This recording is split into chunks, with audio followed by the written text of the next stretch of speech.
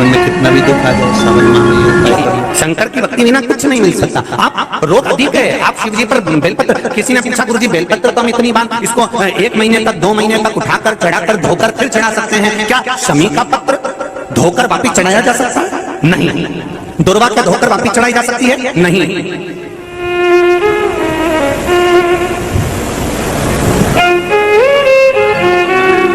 शमी का पत्र धोकर वापिस नहीं चढ़ाया जा सकता, फिर धो लोगे फिर चढ़ा दोगे, ये नहीं हो सकता। दुर्वा वापिस धोकर वापिस नहीं चढ़ाई जा सकती, चावल का दाना उठाकर धोकर वापिस नहीं चढ़ाया जा सकता, धतूरा धोकर वापिस नहीं चढ़ाया जा सकता। केवल एक बेलपत्र ऐसी है, केवल एक बेल का पत्ता ऐसा है जिसमें ब्रह्मा विष्णु महेश और 64 योगिनियां और 33 कोटि देवता, आपको पहले भी कहा यहां से यहां तक 64 योगिनियां, यहां से यहां तक 33 कोटि देवता इस बेलपत्र के अंदर विराजमान है। इसलिए इसको आप बार बार धोकर चढ़ाओगे तो भी वो स्वीकार कर लेगा, और बाकी की चीजों को नहीं। बाकी की चीजों को तुम सोचो कि शमी पत्ते को धो लें, शमी पत्र को धो लें और वापिस चढ़ा दें? नहीं। दुर्वा को धो लें वापिस चढ़ा दें? नहीं। चावल के दाने को वापिस धो लें चढ़ा दें? नहीं। धतूरे को वापिस धोकर चढ़ा दें? नहीं। केवल एक बेलपत्र ऐसा है जिसको धोया जाए चढ़ाया जाए। शिव जी पर अगर धो भी नहीं पाओ तो केवल उठाया और भगवान का पंचाक्षर मंत्र बोला, नमः शिवाय बोला, तो ही चढ़ा दिया, तो ही स्वीकार कर लेता। नहीं धोया मत, तो भी स्वीकार कर, तो भी वो स्वीकार कर लेता और उसकी स्वीकृति हो जाती है। जब उसके आनंद सुख को, उसके आनंद भाव को वो स्वीकार कर लेता है, स्वीकार धारण कर लेता है, केवल उसका समर्पण मूल होना चाहिए। केवल किसी ने पूछा गुरुजी ये सब कर्म के अनुसार होता है? हाँ, तो कर्म कटेगा कैसे, हमारा दुख मिटेगा कैसे? व्यर्थ के चक्कर में पड़ोगे, कहीं के बाबा जोगी के चक्कर में पड़ोगे और बेल भभूति के चक्कर में पड़ोगे तो तुम्हारा कर्म कभी कटने वाला नहीं है। कर्म केवल एक ही तरह से कटेगा, तेरे मंदिर में आना मेरा काम है और मेरी बिगड़ी मनना तेरा, केवल एक कार्य। कोई तुमसे कहते कि यहाँ ऐसे ऐसे महाराज हैं जो तुरंत घंटा निकाल के देते सोने का, तो एक आध हमको भी दिलवा दो जी, कुबेरेश्वर धाम जल्दी बन जाएगा, काय को बेचारा वासिस गला पड़ेगा, को चिल्लाएगा बार बार। ऐसा कहीं का मिल रहा हो कि बस उसने फुड़की घुमाई और हंडा निकाल के बाहर आ गया, तो हमको भी मिलवा दो। ऐसा कहीं का हो कि वो हंडा निकाल के दे दे महाराज, तो बहुत मुश्किल है दादा।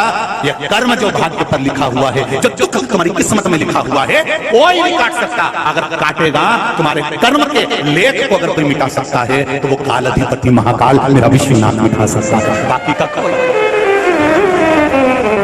दुनिया के चक्कर में मत पड़ना कि वो वहां मिल जाएगा, ऐसा हो जाएगा, वैसा कुछ नहीं होगा। बस सारी समस्या का हल और एक लोटा जल का महत्व समझना कि भगवान के दरवाजे पर जाना। जो बच्चा स्कूल में, क्लास में, स्कूल तो सभी जाते हैं पर क्लास में मौजूद होना जरूरी है। क्लास में जाएगा तो हाजिरी भराएगी, हाजिरी भराएगी तो उसका 10% रिजल्ट में जोड़ा जाएगा, रिजल्ट में जुड़ेगा परसेंटेज बढ़ जाएगा। उसी तरह ऐसा नहीं है कि तुम मंदिर तक गए या मंदिर के बाहर तक गए, नहीं, अंदर जाओ, भले लोटा भर के पानी नहीं हो तो क्या हुआ, बाबा से मिलकर पूछ कर तो जाओ कैसे हो बाबा, आनंद तो है। ये मस्ती, ये आनंद है, शिव आनंद भक्ति में।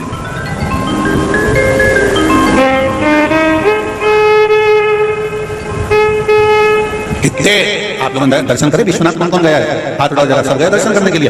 एक इधर से चांदी का लगा के रखा है, एक इधर से चांदी का लगा के रखा है, एक उधर से चांदी का लगा के रखा है। लोग उसमें बेलपत्ती डाल देते हैं, पानी डाल देते हैं, गंगा जल डाल देते हैं, दूध डाल देते हैं, बोलो डालते हैं डालते हैं, वो बहता बहता कहाँ जाता है? अरे बोलो तो समझे, बस उसका ढाल सही है, ढाल सही है तो बेलपत्री, फूल, माला सब वहीं जा रही है। और अगर उसको उठा के यूं कर दिया जाए तो जाएगी शिव जी के पास? नहीं। जिसका जन्म के समय पर ढाल सही है वही शिव महापुराण तक जा रहा है। जिसका ढाल गड़बड़ है वो मदिरा की दुकान तक जा रहा है। किसी का ढाल गड़बड़ हो गया, तुम्हारे घर में भी देखना, अगर 5 लोग 6 लोग 7 लोग रहे, 2-4 का ढाल सही है तो वो सही जगह जाएगा। एक आध का ढाल गड़बड़ हो गया तो वो मदिरा की दुकान पे मिलेगा, उसको देखना, उसको कितना ही समझा कि क्यों रे अपने यहाँ तो ऐसा गंदा काम कोई नहीं करे, तो काय को जाएगा मदिरा की दुकान पे? तो वो कहते समझ में नहीं आया, मैं तो बार बार सोचूं, मैंने तो गंगा जी की सुगंध तक खाली कि नहीं जाऊंगा मदिरा की दुकान पे, पर समझ में नहीं आया कि कैसे पहुंच जाऊं। तो समझ जाओ छत का ढाल गड़बड़ हो गया, पानी सही जगह नहीं जा रहा, मतलब ढाल सही नहीं पड़ा।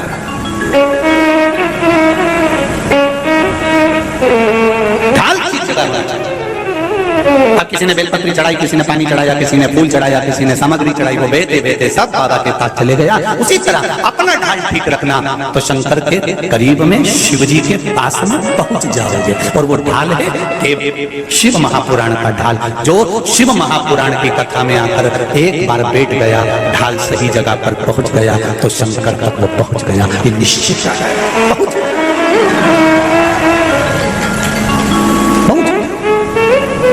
आग लगे बस्ती में और अपन रहो मस्ती में, क्या किसको रोइए कान के सो, क्या रोना। सती मैया का केवल अहंकार गिराना था, इसलिए श्रोता बन गए, कथा सुनने के लिए गए। कथा सुनने जाते हैं तो बहुत सी चीजें हमारे जीवन में आती है, हमारा अहंकार चले जाता है, हमारा लोभ चले जाता है, हमारा काम चले जाता है, हमारी वासना चली जाती है, हमारी तृष्णा चली जाती है। कई लोग कहते हैं गुरु जी इतने सारे लोग आते हैं कि सभी को कथा अंदर प्रवेश कर जाती है। हम कहते भले प्रवेश नहीं करें, नल के नीचे जितनी देर तक सीधा खड़ा रहेगा तो भरा जाएगा, उल्टा रखा रहेगा तो ठंडा तो रहेगा। जितनी देर कथा में बैठा उतनी देर मोबाइल को नहीं चलाएगा, जितनी देर कथा में बैठा उतनी देर झूठ तो नहीं बोलेगा, जितनी देर कथा में बैठा उतनी देर झगड़ा तो नहीं करेगा, जितनी देर कथा में बैठा है उतनी देर तक कोई गलत काम तो नहीं करेगा। जितनी देर कथा में बैठा है 3 घंटा कम से कम किसी से झगड़ा नहीं करेगा, झूठ नहीं बोलेगा, प्रवचन नहीं करेगा, बेईमानी नहीं करेगा, गलत नहीं बोलेगा। 3-4 घंटा तो इसका अच्छा निकलेगा। नल के नीचे उल्टा घड़ा रखा है, ठंडा तो रहेगा, नल के नीचे धरे रहना, बैठो कथा।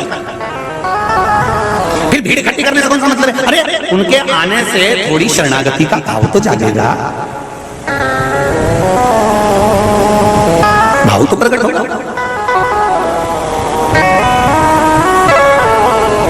कर्मों का खेल है, भोगना है, निश्चित है मिलेगा, पर कर्म मिटाने वाला केवल एक महादेव है। राजा श्वेत का चरित्र कहता है, राजा श्वेत के प्राण छूटने का समय आ गया, यमदूत बंदी बनाने के लिए आ गए, मंदिर के अंदर प्रवेश कर गए। राजा श्वेत शंकर भगवान का पूजन कर रहा था। इतने देर में तो शंकर भगवान ने तुरंत अपने पुत्र को भेज दिया, जाओ कार्तिकेय देखो यमराज क्यों आया है, यम के दूत क्यों आए। उन्होंने राजा श्वेत को ले जाने नहीं दिया, यमदूतों को भगा दिया। यमदूतों ने जाकर यमराज से कह दिया कि वहां पर कार्तिक बैठा है, हमें लाने नहीं दे रहा। यमराज पहुंच गए, यमराज को क्रोध आ गया कि मैं चलता हूं। इतनी देर में यमराज जाने लगे तो मना कर दिया, आप क्यों जाते हो, मैं जाता हूं आगे देखा। चित्रगुप्त गए, उनको भगा दिया। यमराज गए, क्रोध आ गया, शंकर भगवान को त्रिशूल उठाकर यमराज को निपटा दिया।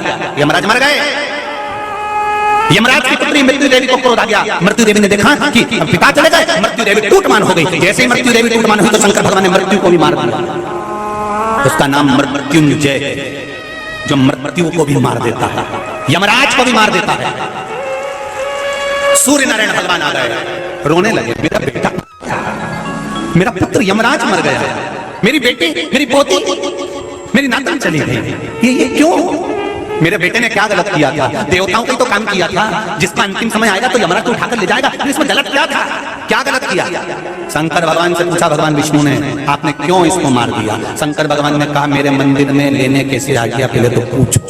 किसी के घर में से फ्रीज उठा के ले जाना है, पहले घर वालों से पूछो कि हम फ्रीज ले जाए। बोलो ऋषि जी, तुम्हारे घर में कोई अंदर घुस जाए और तुम्हारी अलमारी उठा के ले जाए तो तुम क्या करोगे? बोलो बोलो जरा, बिना पूछे। अगर कोई आया और तुम्हारी अलमारी उठा के ले गया, तुम उसको छोड़ोगे? भोग लड़ी मर्दानी वो तो तुम छोड़ोगे उसको? पहले ही जाओगी और मिर्ची का डब्बा ढूंढोगी, रुक जाती है। और लाल मिर्ची लाई, तूने ये मत समझना कि लाल मिर्ची में केवल सब्जी में झोंको, ये ले और फिर चढ़ गए उनकी छाती पे जगदम्बा बनकर। कुछ छोड़े? जब तुम्हारे घर का कोई सामान बिना पूछे उठा कर ले जाए तो तुम्हें इतना गुस्सा आता है। ब्रह्मा ब्रह्म लोक में रहते हैं, भगवान विष्णु विष्णु लोक में, वैकुंठ लोक में रहते हैं, इंद्र इंद्र लोक में रहते हैं। ये पृथ्वी शंकर भगवान का घर मृत्यु लोक है। और मृत्यु लोक में से अगर यमराज किसी को उठा कर ले जाए तो पहले पूछ तो सरी विश्वनाथ से या महाकाल से, क्या इसको ले जाऊं कमला को? पहले पूछ, इसका अंतिम समय चल रहा है, ले जाऊं? जब भगवान देवाधिदेव महादेव कह दे कि ले जा तो डब्बा और फ्रीज ले ले, बिना पूछे कैसे होता है? सूर्य नारायण भगवान ने कहा तो क्या करें? भगवान विष्णु ने कहा, भोलेनाथ आप बताओ क्या चाहते हो? शंकर भगवान ने कहा, मृत्यु लोक में अगर यमराज किसी को लेने आएगा, यमदूत किसी को लेने आएंगे, और अगर वो शंकर का गुणगान कर रहा होगा तो यमराज से कह दो छूने की भी जरूरत नहीं है, बाहर